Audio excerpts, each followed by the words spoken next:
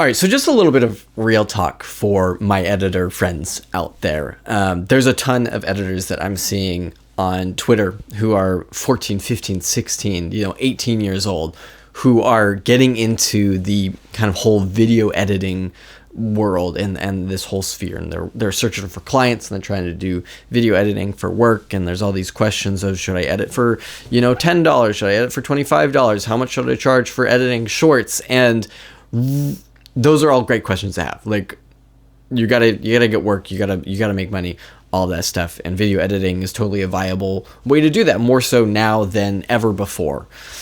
The problem is that there's a ton of people who are posting, hey, I did a version of this in, I recreated this in this video. Check it out. And I recreated Iman Gadzhi. I recreated Ali Abdaal, all this stuff. And the problem with it is that everybody's doing that. Everybody's editing, the copycat Iman Gadzhi videos. And the reason that that's a problem is there's no differentiation at all.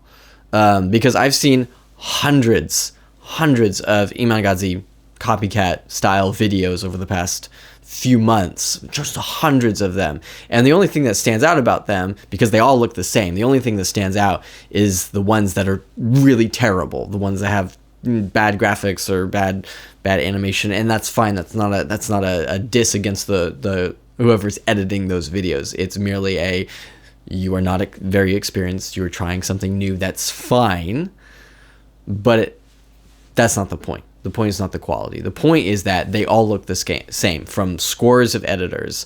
And, you're competing against everybody else who's also trying to get Iman Gadzhi style things. And the problem with that is you are in a bubble.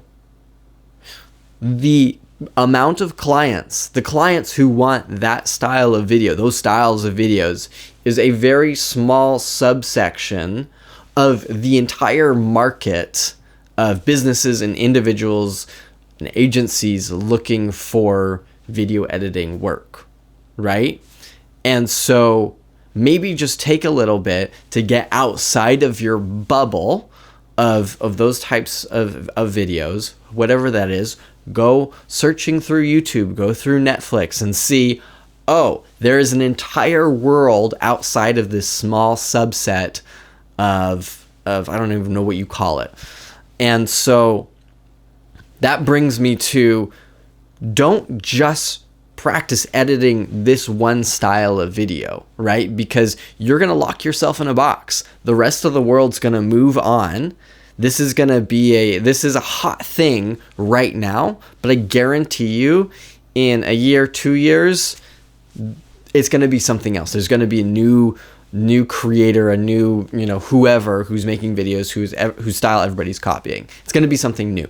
And so to get ahead of the curve and get ahead of the rest of your competition of other video editors and other people is, don't get burnt out just trying to compete in that genre of video, in that style of video, because start looking beyond that and start practicing so that when the next thing comes around, you're not stuck up a creek without a paddle being like, oh, I only know how to edit one genre of video, I don't know how to do anything else.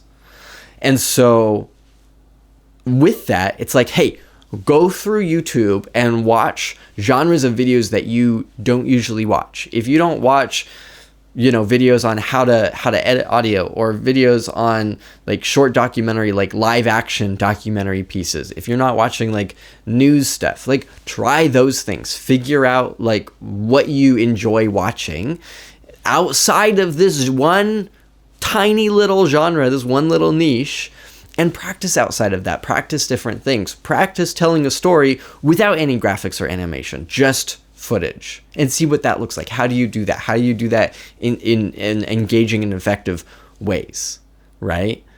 And so the best gift that you can give to yourself is versatility, but not just like open-ended versatility for forever. If you can broaden yourself, broaden the things that you're interested.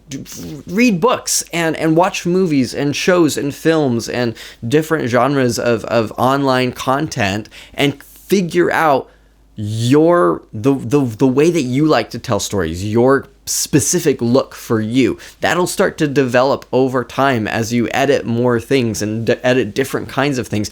You will have sort of a style that sort of like comes through. Like, you know, I'm 28. I'm only just maybe now having a style that sort of comes through, and it kind of shifts up like between different kinds of videos that I'm editing. It's not always the same. So don't get bogged down by like, oh, I gotta have this particular way that, no, it doesn't.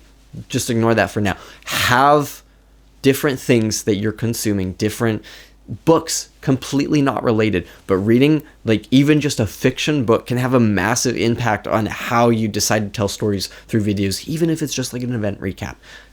It's weird. I'm just telling you, like it opens your minds up to different things. And I'm getting so passionate about this. I'm on some Discord groups, and it's all like Imangazi, and it's been like that for months, guys. It's gonna move on. Don't get stuck. Don't get left behind. Start branching out to different styles. Start looking at other ways that you can tell stories. You know, and a massive thing that you can do is if you know how to shoot video, if you know how to edit your own stuff, if you watch your own footage, you say, hey, why did I shoot it that way? That was way too shaky. I should have had a tripod, or I should have held still. I shouldn't have tried to do a motion shot. Oh, this would have looked better. Why shouldn't I should have held on that shot longer. I had that clip wasn't long enough. I wanted it to be, 5 seconds instead of 3 seconds. And then I wobbled it at the end. All of those things will make you a better editor. Even if you're just shooting on a phone, start shooting B-roll sequences, and it will teach you how to edit better.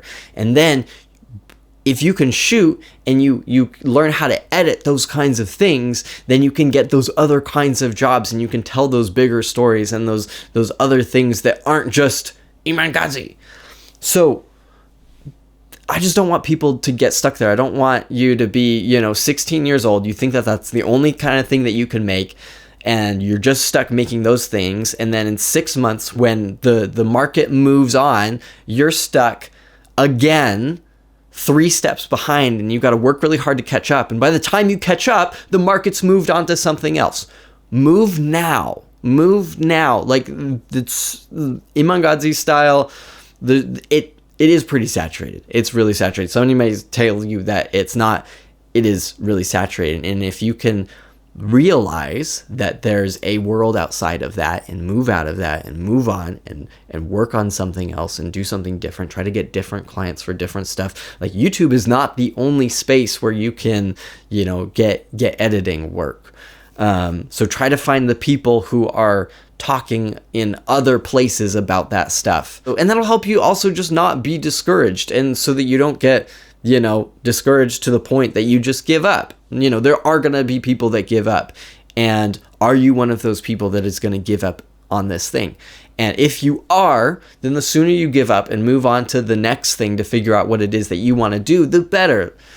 There's great things about video editing that don't really apply to a whole lot of other things. And there's some things, but, knowing how to cut stuff up in Premiere doesn't really translate to a lot of other things. So I'm just saying.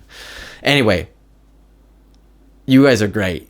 Keep up the good work. Keep up the editing. And I hope that this was somewhat encouraging to you and helpful, or at least a kick in the pants for you to get a move on. So I'll talk to you later. Thanks so much. Bye.